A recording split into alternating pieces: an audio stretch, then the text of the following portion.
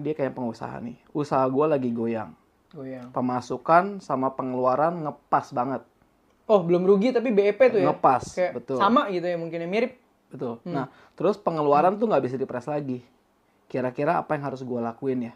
By the way, penghasilan gue tuh under UMR. Dia lagi bingung nih. Oh, tunggu. Kita petain ya. Berarti omset sama cost bisnisnya tuh mirip nih, 11-12. Impas. Kemudian dia masih tarik gaji buat diri dia sendiri UMR. Berarti itu masih masuk ke dalam cost-nya tuh. Betul. Terus kemudian dia tanya adalah apa yang harus dia lakuin nih sekarang. Apa yang dia harus lakuin sekarang? Karena kalau ngurangin pengeluaran lagi udah nggak bisa. Nggak bisa, oke. Gue nggak tahu bidang usahanya apa. Tapi ketika lu mentok kayak gini, yang lu perlu lakukan adalah keluar dari rumah ngopi. Oke, kenapa tuh? Kenapa? Karena begitu banyak hal yang sudah tidak bisa dilakukan dalam kontrol kita sendiri, dalam kapasitas sendiri ketika kita ngerjain bisnis sendiri. Oke. Mending kita keluar. Sorry to say. Lu baru masuk jadi agent insurance, hari ini ketemu 4 orang aja, ada peluang salah satu deal. Iya. Ada peluang dari 4 orang yang lu temuin, satu jadi omset buat lu. Betul. You never know. Jadi apa yang gue lakukan sekarang, kalau gue mau naikin omset usaha gue cari orang. Gue ketemu orang.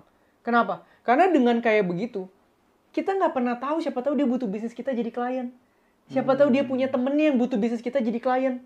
I see. Kita tuh ngerasa ini stuck banget karena kita cuma mikir apa yang bisa kita lakukan dengan kuasa kita.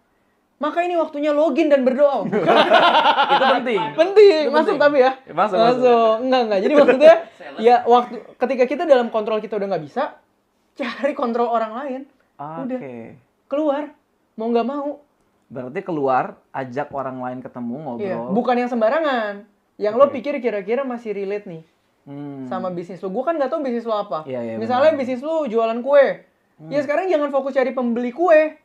Cari temen lu yang bakal kirim hampers. Bener juga. Lebaran. Bener juga. Kumpulin pengusaha-pengusaha temen lu. Ketemu aja ngomong, bro, bantu-bantu juga lah bro. Ini gue kasih lu harga spesial nih. Gue bikinin buat hampers. Lu coba dulu. Kalau lu cocok, nanti gue kasih bonus-bonus. Bener sih. Jadi order. Agree. Karena nggak banyak orang tahu bisnisnya kita kalau kita nggak cerita. Nggak cerita, betul.